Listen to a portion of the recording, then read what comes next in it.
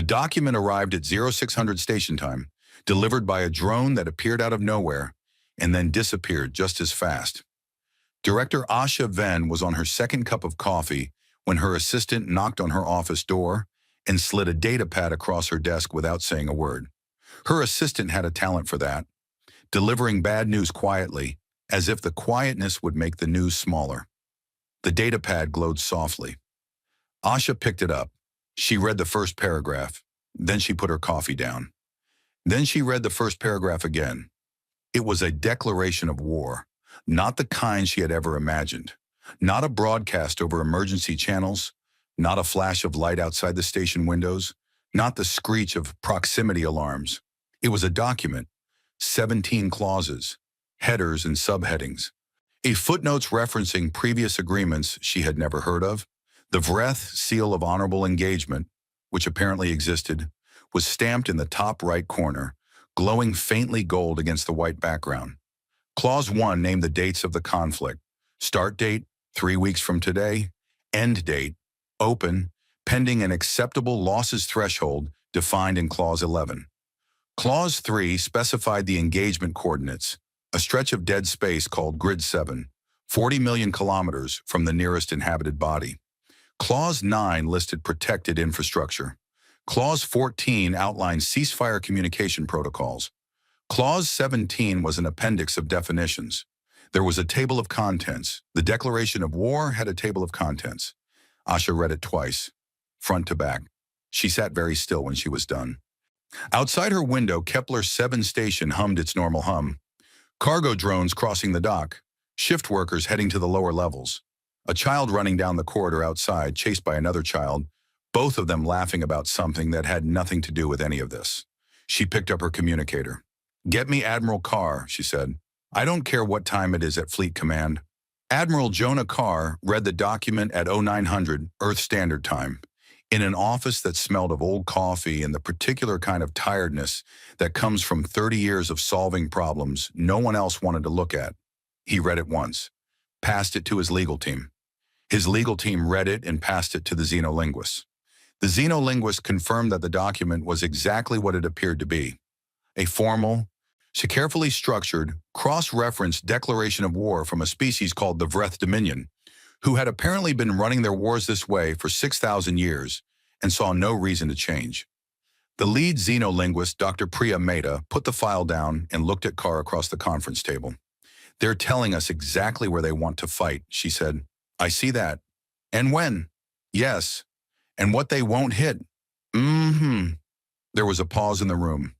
The kind of pause that happens when a group of people all arrive at the same place at the same time, and nobody wants to say it out loud first. Dr. Mehta said it. "Admiral, they've sent us their entire list of limitations in writing." Carr leaned back in his chair. It made it sound like a complaint. He looked at the document again. All 17 clauses. The footnotes, the table of contents, the careful, detailed map of everything the Vreth considered off-limits and everything they considered acceptable, and the very precise geography of where they expected this war to live and breathe and stay. He thought about the 3 fuel depots running supply chains to the contested frontier. He thought about the Vreth communication relays he'd had his eye on for 2 months. He thought about the automated resupply chains feeding their forward positions, running through systems that Clause 9 had very helpfully confirmed were protected. He picked up his communicator. "Draft a response, will your eye," he said. "One word. Acknowledged. Full stop. Send it." The response arrived at Vreth High Command 17 hours later. High Marshal Sethrin Val received it personally. He had been the commanding officer of the Dominion's 7th Expansion Fleet for 12 years. He had fought 3 declared wars against 2 different species. He had won 2 of them and negotiated an honorable draw on the 3rd. He was a man of great experience and patience. He read the human response. He read it again. Acknowledged. That was all. He placed the data pad on the conference table in front of his senior staff. "They've accepted term," he said. War strategist Keth looked at the message, then at the marshal, then back at the message. "There's no counter clause on the engagement coordinates," Keth said. "A minor point. They'll confirm details through proper channels." They haven't requested a compact arbitration contact. They're new to this. There will be process gaps. Keth was quiet, and he had a long face that had been trained over decades of service to show nothing. But something moved behind his eyes. "Sir," he said carefully, "should we request clarification?" Val looked at him. "We've sent a formal declaration. They've acknowledged it. The process is complete." "Yes, sir." "We proceed to preparation phase." "Yes, sir." The meeting ended. The staff filed out. Keth was last. He stopped at the doorway and looked back at the message still glowing on the datapad. One word. He thought about it on the walk back to his own office. He thought about the 17 clauses they'd sent, the care and detail in every line, the specific, generous, clear information they had provided to their enemy about the shape and limits of the coming war. He thought about the humans reading all of it, responding with a single word. He sat at his desk and opened the Dominion's intelligence files on humanity. Thin files. Humanity was a young spacefaring civilization. They had only recently pushed into Vreth-contested territory. They hadn't signed the compact. The Vreth had noted this without concern, since non-signatory species typically aligned their conduct with compact norms once conflict became imminent.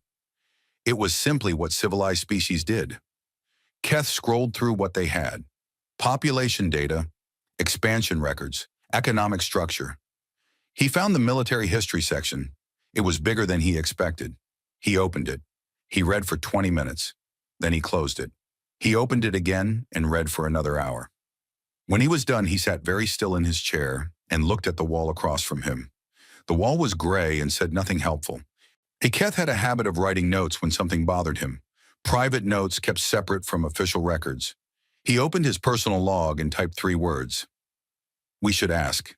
Then he sat with it for a while longer. Then he closed the log without sending anything to anyone, because the marshal had already called the preparation phase and the process was complete, and Keth was a man who believed in process. He closed the file on human military history. He opened it again. He closed it. 3 weeks passed the way 3 weeks before a war always pass. Faster than they should, and full of the wrong kind of quiet. On Kepler 7, Director Asha Venn received the one-word response from Fleet Command, along with a follow-up message from Admiral Carr, marked Priority Actual. The follow-up was 4 paragraphs long. She read it twice. Then she started doing exactly what it told her to do, which involved moving several things to several places, none of which were Grid 7.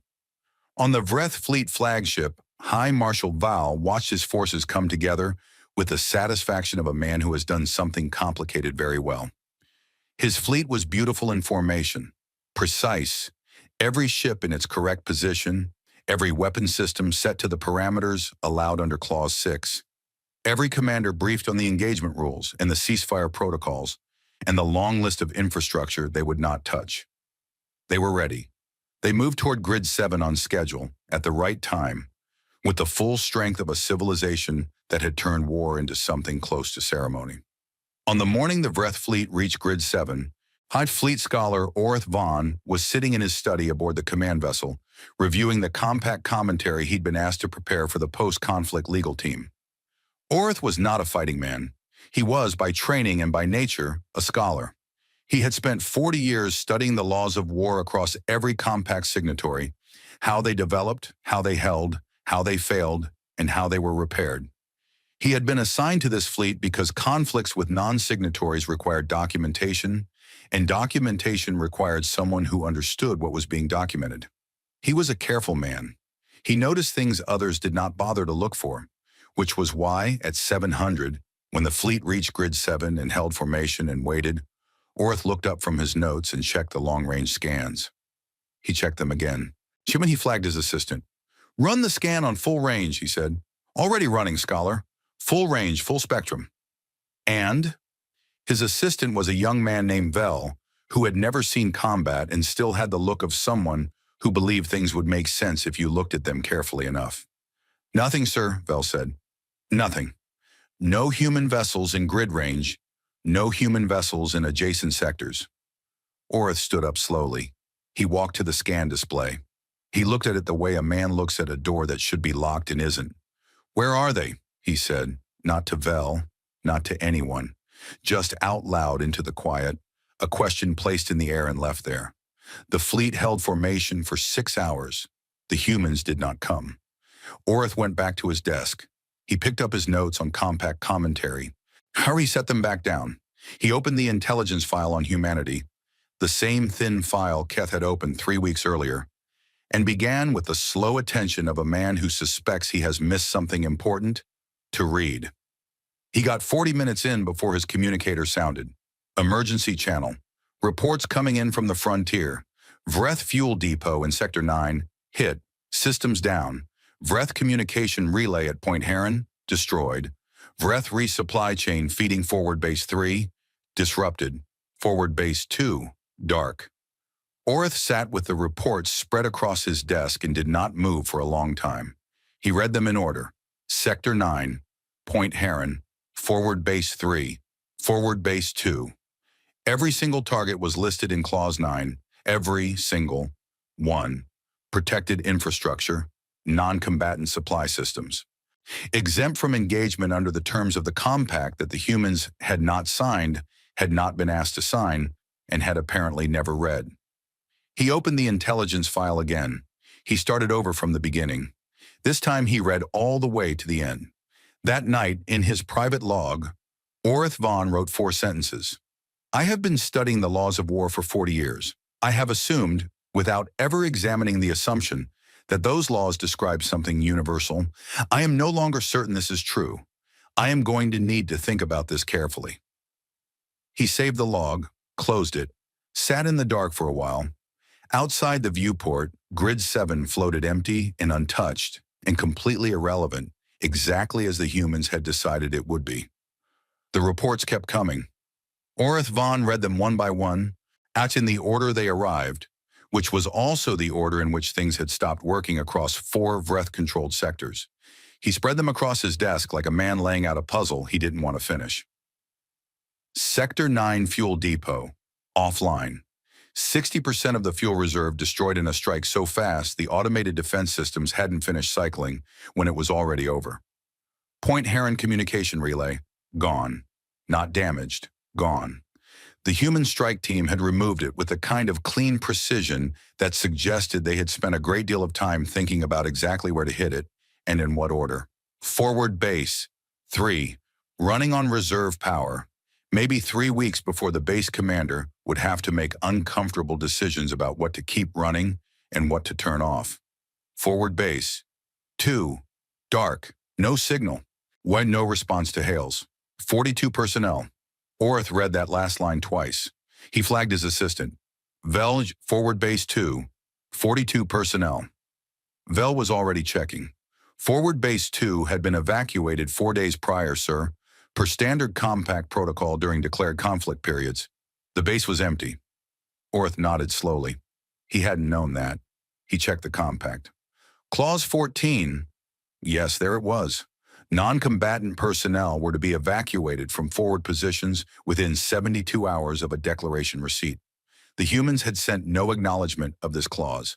The Dominion had assumed, reasonably, that an unacknowledged clause was one the other party simply hadn't gotten around to confirming yet. It had not occurred to anyone that the humans might have cleared the base, not because of Clause 14, but because they had been planning to destroy it themselves. Orith wrote this down. He wrote down a great many things that morning. He had 6 pages of notes by the time the fleet officially left Grid 7 and began moving to assess the damage. The notes were careful and precise and completely failed to add up to anything that made sense under the framework he had used his entire career. High Marshal Vol was not happy. This was an understatement. The Marshal was the kind of unhappy that happens when a capable man discovers that the rules of the game changed while he was playing it perfectly. He stood in the fleet command room looking at the damage reports with an expression that had moved past anger into something quieter and colder. They violated 9 separate compact clauses, Val said. 12, Keth said. Air from across the room. Flat. He had been flat all morning. I counted 12. Find their fleet and engage them at Grid 7 as planned. Sir? A very small pause. We don't know where their fleet is. The room was quiet. What do you mean we don't know? They have no formation. No identifiable fleet grouping. The strike teams appear to be operating independently across multiple sectors. Long-range scans show individual human vessels spread across a 40-light-year radius. None of them are near Grid 7. None of them are moving in any coordinated pattern.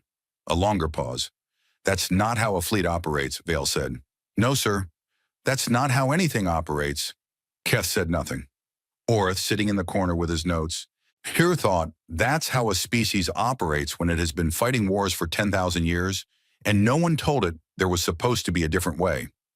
He didn't say this out loud. It wasn't his place. He watched the marshal turn back to the display screens, noted the exact moment when Vale's certainty developed a crack. Small, barely visible, like a hairline fracture in something that had always looked solid. And then he went back to his desk and kept reading. The intelligence files on humanity were thin in some places and unexpectedly deep in others. The early sections were standard. Demographic data, expansion timelines, technology assessments, first contact records. Orth moved through it at a steady pace. Then he reached the military history section. He had looked at this briefly the night before and noticed it was large. Now, reading with a specific question to answer, he understood that large was not the right word. It was enormous. Humanity had been fighting documented, recorded, analyzed wars for approximately 10,000 years. The early records were incomplete, but what existed painted a picture so dense and detailed that Orth felt, somewhere around the second hour of reading, a feeling he could not name immediately. He named it eventually. It was the feeling of looking down from a very high place. Every weapon the humans had used in this conflict, they had used on each other first. Every tactic, the precise infrastructure strikes, the supply chain disruptions, the coordinated independent teams operating without a central formation. All of it existed in human military writing, not because humans had invented it against the Freth, but because they had invented it against themselves. The earliest recorded use of coordinated infrastructure disruption as a primary war tactic was dated approximately 8,000 years before humanity left their home planet. 8,000 years. The Vreth Compact was 6,000 years old. It was considered ancient. It was the foundation of civilized warfare across 12 spacefaring species. Humanity had been hitting each other's supply lines 2,000 years before the Compact existed.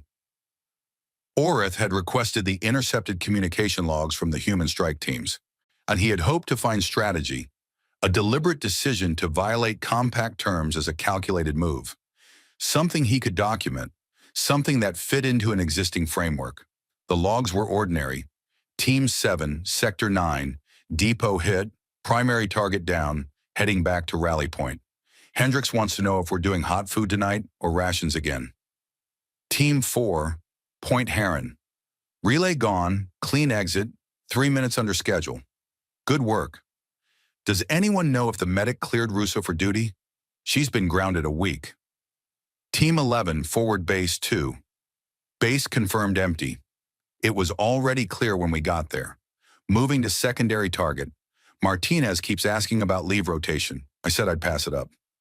Orth read the logs 3 times. He read them looking for the thing he expected to find. A note about Compact terms. A reference to the rules they were breaking. A recorded decision, somewhere, to ignore the document they'd been sent. There was nothing. Not because it had been hidden, not because human commanders had been careful to keep it out of the logs, because the decision had never been made. There had been no moment where a human officer had weighed the Compact terms and chosen to discard them. The strikes had been planned and carried out by people who did not know the rules existed and who had therefore not broken them on purpose, and who were currently, somewhere between questions about food and leave rotation, doing it again in Sector 12. Orth sat with this for a long time. He had a word for what he was feeling. He had encountered it once before, years ago, reading about a dead civilization that had collapsed not from outside attack, but from the slow internal failure of every system built to keep it stable. He had felt it reading about the moment those people must have realized their walls weren't walls anymore. The word was vertigo. The damage assessments were completed by day 3. Keth presented them to the marshal with the face of a man delivering news that is worse than expected, but not, somehow, surprising. 2 fuel depots offline, The communication relay network in the outer sectors running at 40%. 3 forward bases below full capacity. Supply chains to the contested frontier disrupted enough to push the fleet's operational timeline back 3 to 4 weeks. Not catastrophic, but not small. And it had all happened in the first 72 hours, when before the Vreth fleet had fired a single shot against targets every commander in the room had been completely certain were protected. "We need to locate their fleet and force a conventional engagement," Vale said. "We're working on it," Keth said. "How long?" Keth looked at the display. 40 vessels scattered across a 40-light-year radius, none of them moving in any pattern his strategists could track. "Our models are built for fleet formations," he said. "Predictable movement, concentration points. Human deployment doesn't cluster. Our models keep looking for the center and there isn't one." Vale looked at him. "There is always a center." "Not for them." A silence stretched across the room. Orith, in his corner, kept his eyes on his notes. He had found deep in the human military history files a term asymmetric warfare. The humans had a name for it. They had named it because they had been practicing it against each other long enough to study it and write papers about it and develop counter strategies that had then been countered themselves. There was an entire body of human academic writing dedicated to fighting without a center. He wrote this down. On day 5, Keth came to Orith's study rather than to the marshal. This was unusual. Keth was not a man who sought out scholars. He came in, stood at the edge of the room, and looked at the wall of notes Orith had been building for 5 days. "They're not reading our terms for gaps," Keth said. It wasn't quite a question. "I don't think so," Orith said. "I think they're simply hitting what seems useful to hit. The gaps are something they fell through, not something they aim for." Keth was quiet. "That's worse," he said. "Yes," Orith said. "It is." Keth left. Orith added a line to his notes. "They are not working around the compact. They don't know the compact exists. Every compact violation in this conflict is, from their perspective, simply a correct military decision. They are not malicious. They are experienced. More experienced than any living species, possibly at the specific work of finding and removing the things that make an enemy function." He paused. "They learn this from each other. I need to understand why." On day 7, he finished reading the human military history files and sat with what he had found. 10,000 years of war. Weapon after weapon, tactic after tactic. Doctrine laid over doctrine in layers. And each one a response to what the last war had taught. The scale of it was not what stopped him. What stopped him was something else. The attempts to limit it. There had been many treaties, agreements, laws of war, built and signed and broken and rebuilt. An entire structure of human effort raised across centuries, trying to put a shape around something that kept going shapeless. Buried in a footnote in the mid-period section on Earth conflict law, he found a reference to something called the Geneva Conventions. He pulled the full document and read it. He sat very still. He read it again. It was a compact. Rougher than the Vreth version, older, less precise in places. But it was, without question, an attempt to do exactly what the Vreth Compact did. To draw a line around war. To say this far and no further. Humanity had built it themselves, not under pressure from a coalition, not because a more advanced civilization handed it down. They had looked at what they were doing to each other and tried from inside to make it smaller. Then kept breaking it. Then built a new version. 3 major revisions in 2 centuries. Each one patching the holes that the previous war had torn open. Orith looked at this pattern for a long time. He thought about the one-word response sitting at the top of the Dominion's communication log. Acknowledged. He had spent a week assuming the humans had known what the compact was and chosen to ignore it. He had been wrong. They hadn't ignored it. They had never seen it. And they had been doing this to each other. This exact thing, this relentless, practical, an entirely unceremonious form of war. For 10,000 years before anyone thought to invite them into the conversation about how war was supposed to work. He picked up his communicator. "Vel," he said, "Sir, pull me everything we have on human conflict law. Treaties, conventions, all of it." Vel started pulling. He worked for a few minutes in silence. "Sir," he said finally, "there's quite a lot." "I know," Orith said. He had known since the first footnote. He started reading. The Silence Protocol had ended the last war the Freth fought in 11 days. High Marshal Val had not wanted to use it this early. It was a significant weapon. Not in the explosive sense, not in the sense of fire and rubble, but significant the way a very loud statement in the middle of a quiet conversation is significant. It changed the shape of everything that came after it. But the frontier was bleeding, and the humans were somewhere he couldn't locate, and he needed this war to find its proper form before the losses went any deeper. He authorized the protocol on day 12. The Silence Protocol targeted the neuroelectric systems of organic personnel within a set combat zone. Clean, precise, no structural damage. Affected personnel lost consciousness for 6 to 12 hours. When they woke, they were unharmed. Confused, but unharmed. Within compact terms, it was one of the most humane weapons the Dominion had ever built. Against the Thalari Confederacy, the protocol had ended a war in the time it took their High Council to finish reading the damage assessments. They signed ceasefire terms 6 days later. Only the shared understanding was immediate. This weapon could be used anywhere, at any time, against anyone. Resistance wasn't only difficult, it was biologically pointless. The Vreth fleet deployed the protocol against the 3 human positions they had managed to locate on the morning of day 12 at 0600 hours. By 0800, the first reports were coming in. By 1000, the picture was complete. 2 of the 3 positions had been empty before the protocol hit. The humans had moved. Not in response to the protocol. They had no warning it was coming. They had simply moved because moving appeared to be a natural state for human strike teams, who did not hold fixed positions the way organized military units were supposed to. The 3rd position had been hit successfully. 14 human personnel, unconscious, currently being retrieved. The Vreth looked at the results. They had deployed their most significant weapon. They had caught 14 people. The human response came over the next 48 hours. It did not come as a counterstrike, not as a fleet movement, not as a weapons test, not as anything Keth's models were built to track. It came as 11 things at the same time.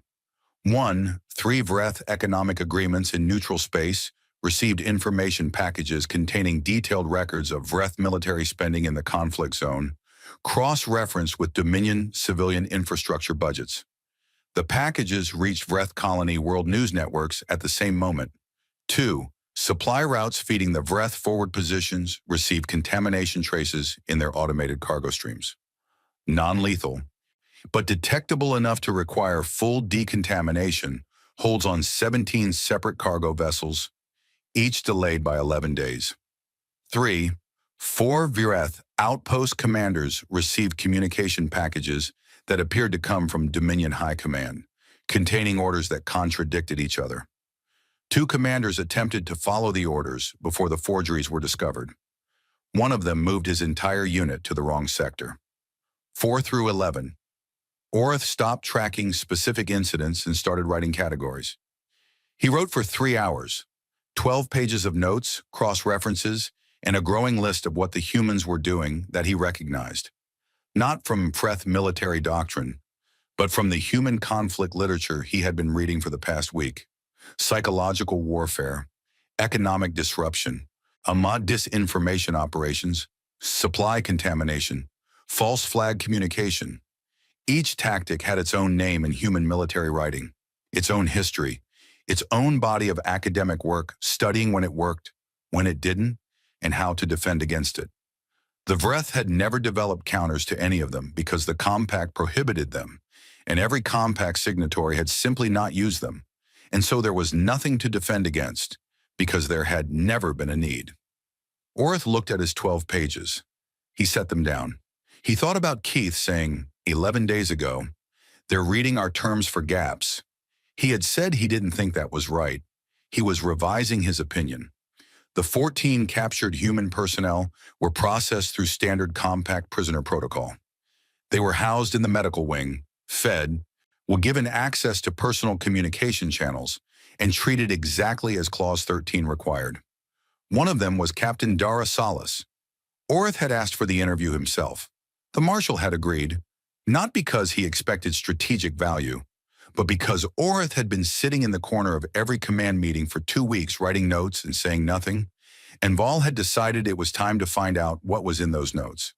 Orth carried a data pad and his 12 pages of notes into the interview room and set them on the table.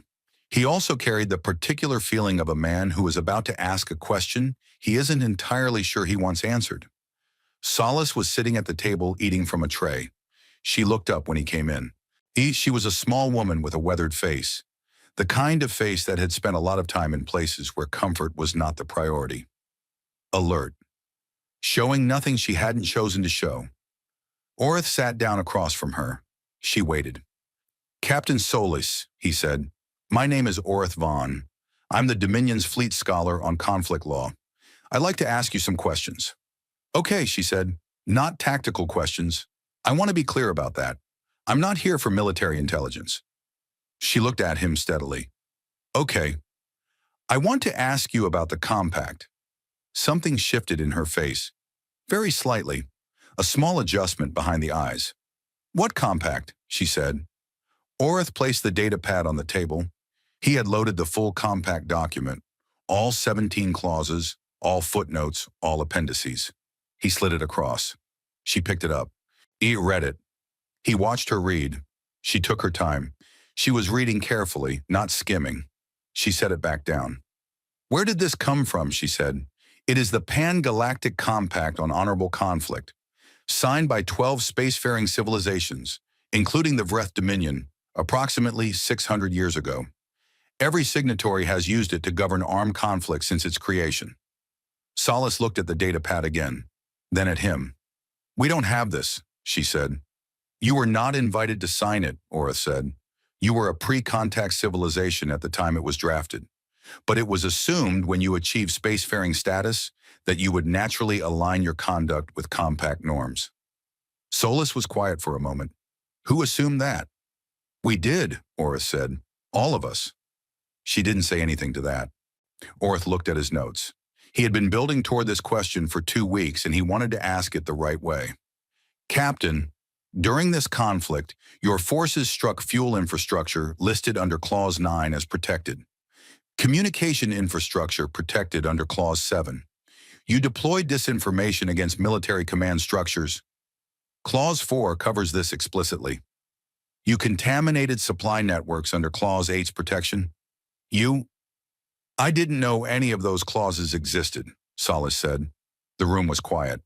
None of our briefings mentioned a compact, she said. None of our planning was built around compact terms. We hit supply lines because supply lines win wars. We hit communications because cutting communications breaks coordination. We use disinformation because it works. A small pause. Well, we've been doing these things since before we had proper words for them. Orth had known this. He had read the files. He had spent 2 weeks building toward this exact confirmation. It was different hearing it said plainly by a small woman eating from a tray. I understand, he said. What I need to know, and my interest is scholarly, not accusatory, is this. He leaned forward slightly. If you had been shown this document before the conflict began, if you had known the compact existed and understood its terms, would you have honored it? Solace looked at him for a long time. She wasn't being careful with her answer. He had spent long enough studying people to know the difference between someone deciding what to say and someone actually thinking. She was actually thinking. Parts of it, she said finally. Some of it is reasonable. Protecting medical facilities, protecting civilian personnel, prisoner treatment.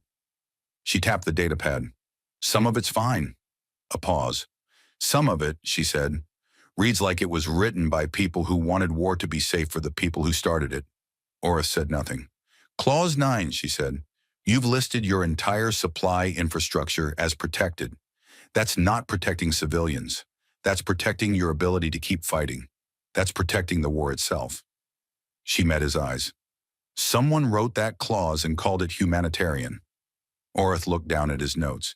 He did not have anything to say to this. He excused himself from the room. He stood in the corridor outside for a long time, long enough for 2 of his staff to walk past and look at him with quiet concern. Need long enough for the ventilation system to cycle twice. Long enough to understand that what he was feeling was not the vertigo from before. The vertigo had been the discovery that the floor wasn't solid. This was the floor being gone entirely. And the understanding that he had been standing on the idea of the floor, and that the idea had held him up for 40 years, and that he was not sure now what was underneath it. He went back to his study. He opened his notes. He read through 12 pages of documented compact violations. Then he read Clause 9. Then Clauses 7 and 4 and 8. He sat with a question that had never occurred to him in 40 years of studying the laws of war. Who do these clauses actually protect? He wrote the question down. He did not write an answer. He wasn't sure he had one. That evening, when Keth came again to his study, he stood in the doorway and looked at Orth in the way that senior military men look at scholars when they want information but don't want to appear to need it. The disinformation campaign, Keth said. The outpost commanders who received false orders. Our security team traced the method. A pause. It wasn't sophisticated. It was simple. Very simple. The kind of technique we would have considered too basic to be a real threat. Yes, Orth said. It worked because we weren't looking for it. Yes, because no compact signatory uses it. Correct. Keth stood there for a moment. How long have the humans been using it? Orth checked his notes. The earliest documented instance in their military literature, he said, to us is approximately 7,000 years ago. The silence after this was a particular kind of silence, the kind that happens when a number is so large it stops sounding like a number. 7,000, Keth said. Yes, we've had faster-than-light travel for 4,000 years. I know. Keth stood in the doorway a moment longer. Then he left without another word. Orth went back to his notes. He added one line at the bottom of page 12, after everything else he had written. We were not outmaneuvered. We were simply the first compact signatory they encountered. Every technique they used against us, every one, they developed fighting each other, in wars we were not there to see. They did not adapt for us. They did not need to. They arrived at this conflict already knowing everything the compact was designed to prevent. He looked at what he had written. He added one more line. We need to talk to the rest of the galaxy. I suspect they know something we don't. High Marshal Val invoked the emergency clause on day 20. It was not a decision he made lightly. The emergency clause had been used twice in compact history. Once during the Thalari border crisis 40 years ago, once during a three-way territorial dispute in the outer systems a century before that. It was a tool of last resort. It said, formally and on record, that the invoking party needed help. Val was not a man who liked needing help, but three of his outpost commanders were still untangling the mess left by the disinformation campaign. His supply routes were running at reduced capacity, whilst the forward bases were feeding off reserves. His strategists were running models that kept breaking because the models had no framework for an enemy that didn't concentrate, didn't form, didn't position for a conventional engagement, and was currently somewhere out in the dark of 4 separate star systems, still hitting things. He needed outside pressure. A coalition of compact signatories formally condemning humanity's conduct would create costs. It would give the humans a reason to come to the table. It was the correct next step. He sent formal requests to 7 civilizations. The responses came back within a standard week. Orth had asked to be the one who read them first, quietly without making a formal request. He had simply been standing near the Marshal's communications officer when the responses arrived and had said, and in a calm voice, that he would process them and present a summary to High Command. The Marshal had nodded, already looking at something else. Orth took the responses to his study. He read them alone. It took an hour. When he was done, he went to Vel's desk. I need tea, he said. Vel had never heard Orth ask for tea in his life. He went and got it without saying a word. The Shen Collective's response came first. The Shen were an old civilization, patient, careful, not given to excess in either feeling or language. Their response to the Vreth request for coalition support was 3 paragraphs. The first expressed sympathy with the Dominion's position, and to the second noted that the Shen had been aware of humanity's existence for approximately 40 years and had made a deliberate decision during that time not to initiate any armed conflict with them. The third contained one sentence: "We recommend clearly marking all supply infrastructure and providing humanity with a copy of the compact before proceeding further." The Thalari Confederacy's response was longer. The Thalari had faced the Silence Protocol and signed ceasefire terms in 6 days. They were a proud people. Signing those terms had cost them something they had spent the following decades trying to get back, mostly by building countermeasures against the protocol on the general principle that no weapon should catch them unprepared twice. Their response ran to 4 paragraphs. The first expressed sympathy.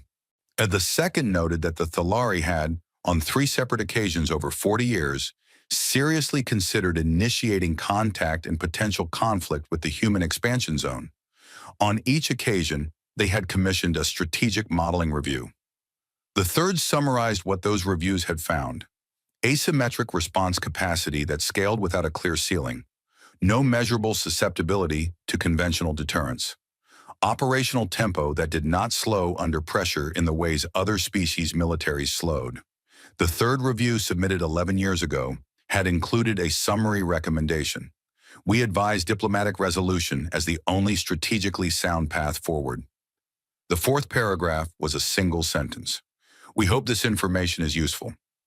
The Oreth Assembly's response was different from all the others. The Oreth were the oldest compact signatory, 12,000 years of spacefaring history. They had fought wars before the compact existed, in a period their historians called the Expansion Era, a time they did not discuss in detail and did not encourage others to research too deeply. They had been among the primary architects of the compact 600 years ago. They had held their signature without a single formal violation for 6 centuries. Their response was not sympathetic, it was not strategic, it was something else entirely. The humans are not aberrant. They are what war is when the ceremony is removed from it. The compact holds because every signatory chose to believe, together, that it represents something universal. It does not represent something universal. It represents what 12 civilizations agreed to pretend. Not together because the alternative was looking at their own histories without the protection of that pretense. We signed the compact because we examined the expansion era and were frightened of ourselves. We recommend that you examine your own history with the same honesty. The humans cannot threaten what the compact is because the compact was never what we told each other it was. The humans have simply not agreed to participate in the story. We will not be joining a coalition to pressure them. We do not believe pressure is the relevant tool here. Oreth read this response 4 times. He drank his tea. He presented everything to the marshal and senior staff the following morning. He read the responses in order without comment. The Shen, the Thalari, 4 other civilizations, each of which contains some version of the same information. They had known about humanity, they had studied humanity, they had made decisions about humanity, and every decision had arrived at the same place. He read the Oreth response last. When he finished, the room was quiet in the particular way it gets when something has been said that cannot be unsaid. Val sat without moving for nearly a full minute. "They all knew," Keth said. "Yes," Oreth said. "They knew, and none of them told us." "We never asked," Oreth said. "And I suspect they expected we would find out the same way they did, by engaging." "And how did they find out?" "The Shen had a brief border incident with a human colony years ago. They withdrew before it became a declared conflict. The Thalari modeled it. The Oreth..." He paused. "I wish the Oreth are old enough to remember what they were before the compact. I think they recognized something familiar." Val looked at him. What did they recognize? Oreth had been thinking about how to say this for 12 hours. "Marshal," he said, "we have been operating under a shared assumption, one that I held without ever questioning it, that the compact reflects a universal truth, that all intelligent species, when they have developed enough to reach the stars, naturally understand that war should have limits, that the compact did not create that understanding, but simply formalized what was already there." He paused. "The Oreth are suggesting something different. They're suggesting that the compact is not a reflection of universal values. It is a choice. Every signatory looked at its own history, saw what war actually was, and chose the ceremony because the alternative He stopped. What is the alternative? Keth said. Looking honestly at what you are, Orith said. The room was quiet again. Then the humans, Val said slowly, are simply honest, Orith said. In a way that is very uncomfortable to be in a war with, yes. He waited. The marshal was still, thinking. Sir, Orith said, I've spent 3 weeks reading human military history. I've read their conflict records, their weapons development, their tactical and strategic writing. He placed his notes on the table. I've also read their attempts to limit themselves, the treaties, the laws of war, the agreements they made, and then broke, and then remade. He gave it a moment to settle. They built those limits themselves, he said, not because any external force required it, because they looked at what they were doing to each other and tried, imperfectly, repeatedly, never successfully enough, to make it smaller. He looked at the faces around the table. They have a body of law called international humanitarian law. They developed it across 2 centuries of formal conflict, and it has been growing ever since. They have courts specifically designed to prosecute people who violate the rules they themselves wrote. Those courts are imperfect. The rules are violated constantly. The courts keep trying. A pause. There is a document called the Geneva Conventions that has been revised and amended across multiple generations. Each revision was written in response to a specific gap that a specific war had used as a weapon. He paused again. He wanted the next sentence to land correctly. And every revision was paid for, he said. Someone died because the previous version didn't cover what happened to them. Then someone wrote it down. Then it was covered. The room held very still. Val said quietly, they built the compact to stop themselves. Yes, Orith said, from inside. A long silence. And it works, Orith said. The way anything built from the inside works. Imperfectly, under pressure, with gaps. But it holds when both sides believe in it. He paused. They simply have never fought a party who did. He gathered his notes. He was done. He had said what he came to say. The meeting dissolved without a formal decision on next steps, which had never happened before in Orth's experience of Val's command meetings. The marshal sat at the table for a while after the others left. Keth was last out, and as always, he stopped at the door. Scholar Vaughn. Orith looked up. The human courts, Keth said, the ones that prosecute compact violations, they actually prosecute their own people? Yes, Orith said, with varying degrees of success. But yes, not just the defeated side after a war. Correct. There are cases on record where victorious powers prosecuted their own commanders. Keth considered this. We don't have that, he said. No, the compact assumes it isn't necessary. It assumes that signatories will honor their agreement because they agreed.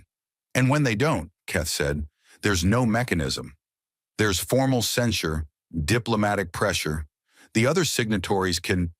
But there's no mechanism, Keth said again. Not a question, a recognition. No, Orith said. Keth stood in the doorway a moment longer.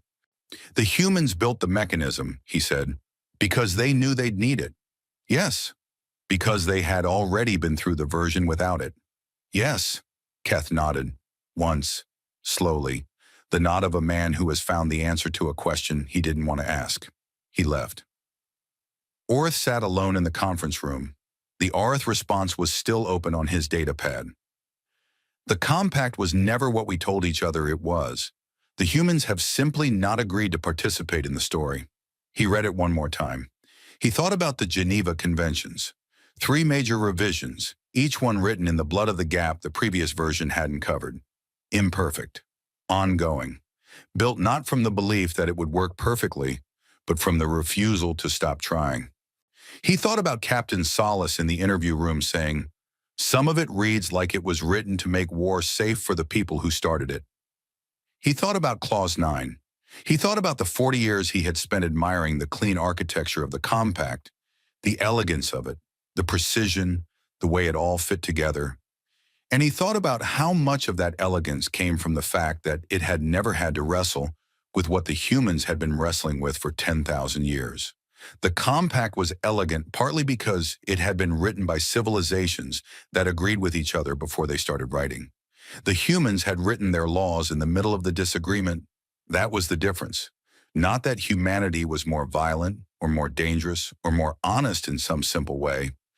The difference was that every word of human conflict law had been written in response to something that had already happened, to someone who had already been hurt by the gap that word was meant to close. The compact had been written in advance, by people who wanted to believe the advance was enough. Orth opened a new document. He typed a title, On the Assumption of Universality in Compact Conflict Law. He wrote the first paragraph, stopped, deleted it, started again, stopped. The truth he was trying to write kept moving when he came close to it. It didn't hold still. It required a different kind of approach. He saved the empty document and closed it. He would find the right words eventually. He suspected it was going to take a while. The peace meeting was held aboard a station called Neutral Point 11. It was a gray institutional station designed for exactly this purpose. A place where parties who had been trying to hurt each other could sit in the same room without the architecture taking sides. It had hosted 47 formal peace negotiations in its 200 years of operation. The staff were professional and quiet and had seen enough of what war produced to have no romantic ideas about it. High Marshal Sethran Val arrived with war strategist Keth, fleet scholar Orith Vaughn, and a legal team of 12. He wore his formal uniform, full decorations, the seal of honorable engagement on his left chest, and moved through the corridors of the station with the bearing of a man who had decided that whatever happened in the next several days, he would maintain his dignity throughout it. Admiral Jonah Carr arrived with 2 staff officers, yet no decorations. They met in the main corridor outside the conference room. Val was considerably taller than Carr. Carr had the kind of face that had been making fast assessments for a very long time and had stopped showing what those assessments found. Marshal, Carr said. Admiral, Val said. They went inside. The territorial and economic terms were settled in 3 days. This surprised the Vreth legal team, who had prepared for at least 2 weeks of negotiation. The humans moved through each clause the way they appeared to move through everything else, directly without ceremony, interested only in what the words meant and what they would produce. When a term was acceptable, they said so. When it wasn't, they said exactly why and offered a specific change. Val's lead negotiator reported to him after day 1 with a single word to describe the human approach: efficient. Val nodded. He had stopped being surprised by humans approximately 10 days into the conflict, which he understood to be some kind of progress. On day 4, with the main treaty terms complete, Orith Vaughn stepped forward. This was the ceremonial part. The cameras had been cleared for it. A new signatory to the compact was a significant moment. There had not been a new signature in 60 years. Orith placed the compact document on the table in front of the human delegation and formally extended the invitation. Carr took the document. He read it, carefully the way Orith had seen Solace read it in the interview room. Not skimming, not performing, actually reading. He turned to his 2 staff officers and had a brief, the quiet conversation that the cameras couldn't pick up. He turned back. We'd like 3 months to review this, he said. Of course, Orith said. His face showed nothing. He had practiced that over the past month. What he was feeling behind it was the specific, suspended stillness of a man who has been waiting for something and is now waiting for something else, and does not yet know what shape the something else will take. 3 months. The document arrived at Fleet Command on the 91st day. Vel placed it on Orith's desk and stood back with the expression of a young man who had learned over the past several months that it was better to give the scholar space when he received new information. Orith looked at it. The original compact, with all its cross-references and attached legal commentary, was a substantial document. What the humans had returned was approximately 4 times as long. He opened it. Proposed amendments to the Pan-Galactic Compact on Honorable Conflict. Human Earth Government Submission. He turned the page. The amendments began at number 1 and continued in clear and precise legal language to number 847. Orith sat down. He hadn't realized he'd been standing. He started reading. The early amendments were what he expected. Definitional clarifications, technical corrections, points where the compact's language was ambiguous or had dated poorly. Amendment 37 corrected a mathematical error in Clause 11's casualty threshold formula, a small error that Orth had privately noticed years ago, but had never bothered to formally raise. The humans had caught it, and he moved into the middle amendments. They were more significant. They addressed the supply infrastructure protections. Clause 9, the clause Salas had pointed to in the interview room, the one that protected the war rather than the people. The human version didn't remove the protections, it narrowed them. Protected infrastructure now applied only to systems serving civilian populations above a specific size, with criteria laid out plainly. Military supply chains were not mentioned anywhere in the revision. Orth read this for a while. He moved to Amendment 247. It expanded the definition of protected noncombatants. The original compact's definition had been narrow. Medical staff, designated humanitarian personnel, civilians in explicitly marked zones. Practical and sufficient, honor by the standards of the civilizations that had written it. The human version was 3 pages long. It covered categories of people the original compact had simply not thought to name, or had left in the gray area between protected and not protected. Workers attached to military operations who held no weapons. Civilian contractors. People living in proximity to military positions without involvement in them. Category after category, each one defined with enough precision to hold up under pressure. The footnotes listed why each category had been added. Orth started reading the footnotes. Each entry cited a specific historical conflict, a specific year, a specific location, a specific casualty figure for the population that category was now designed to protect. Every citation was from a human war. He read them slowly. He read them all the way through. It took a long time. Someone had been in every one of those situations, fallen into every one of those gaps. Someone had survived it, or someone who knew them had survived it, and written down what the gap was and what it had cost. Then someone else had read that account and added it to the list. Then someone had read the list and written the amendment. Every line of it paid for. Every word earned the hard way. He set Amendment 247 down and sat with it for a while. Then he turned to Amendment 312. Amendment 312 was 1 page. It proposed an independent compact tribunal, a standing body with the authority to investigate formal violations, issue binding censure, and impose graduated consequences for repeated violations, weighing up to and including suspension of compact membership. The structure was detailed. The process was clear. The independence of the body from any individual signatory was built into the architecture of the thing at every level. The humans had not invented this for the compact. It was in their own legal history first, decades before they had any idea the compact existed. They had built it for themselves because they had needed it and not had it, and they knew what that looked like. They had kept it even when it was inconvenient, especially when it was inconvenient. They had prosecuted their own commanders under it, imperfectly, under enormous political pressure, with outcomes that were sometimes inadequate, but they had kept trying. Orth read Amendment 312 3 times. 600 years, 12 civilizations.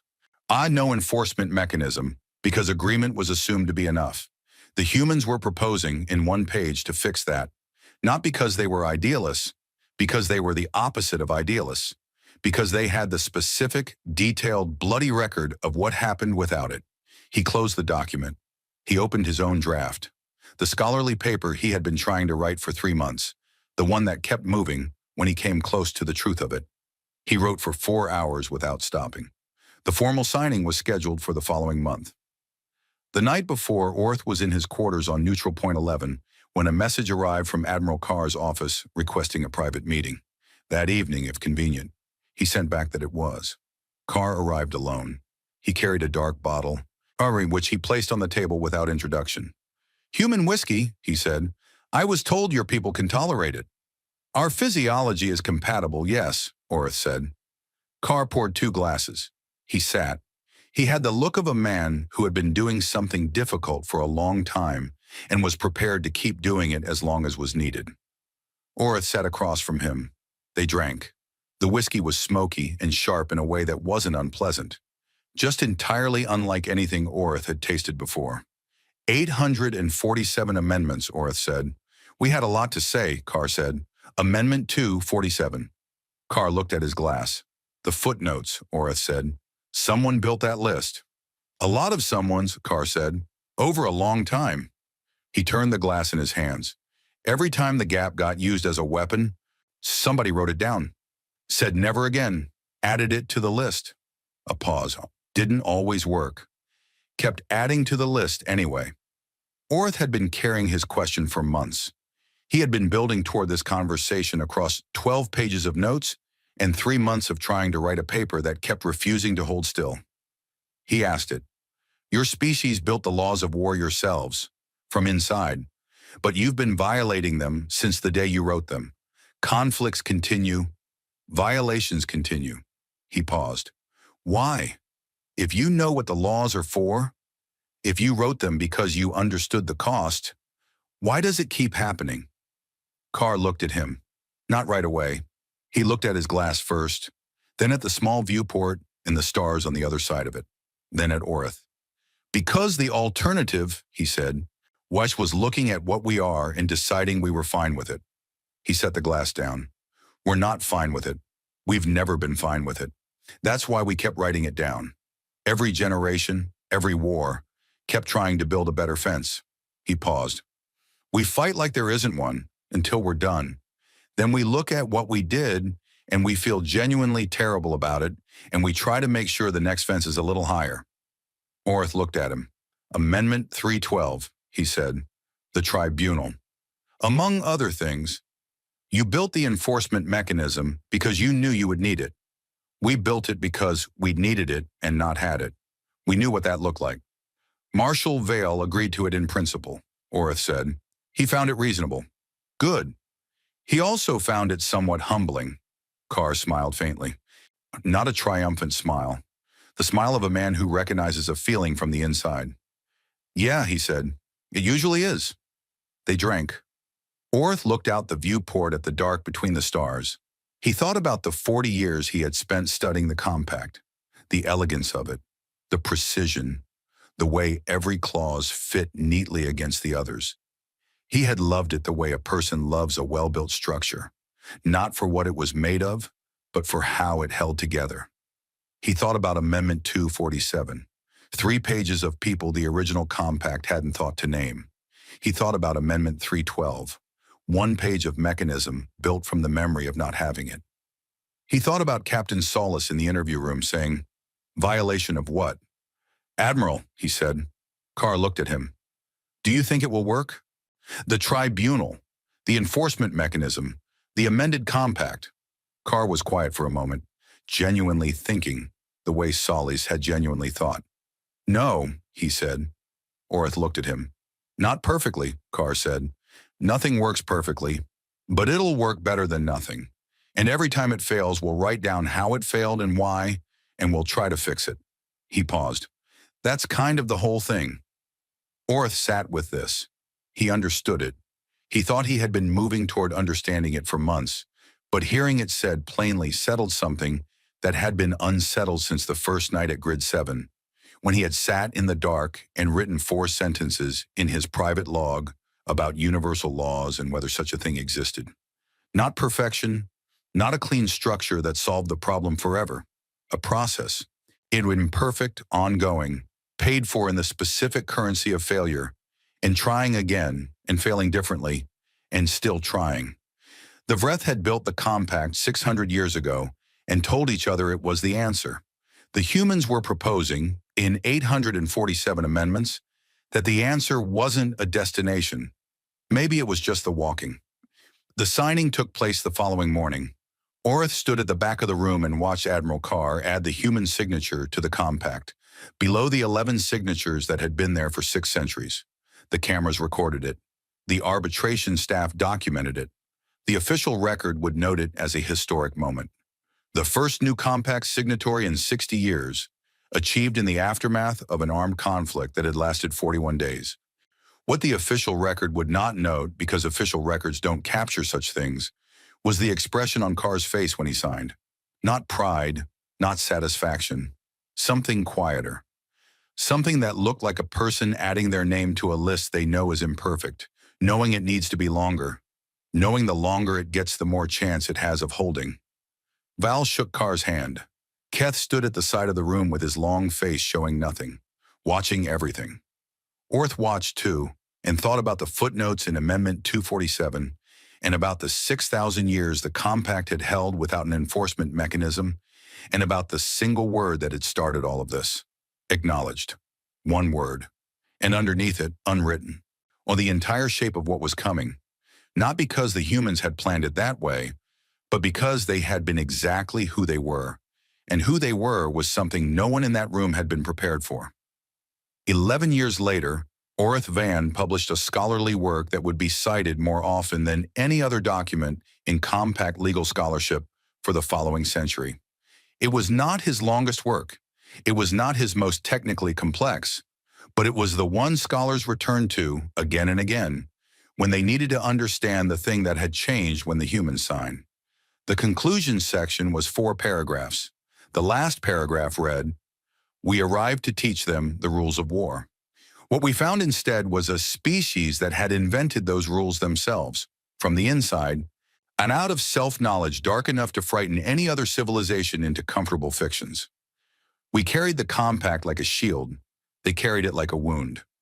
I have spent a decade determining which of us understood it better. I have my answer. I do not entirely like it.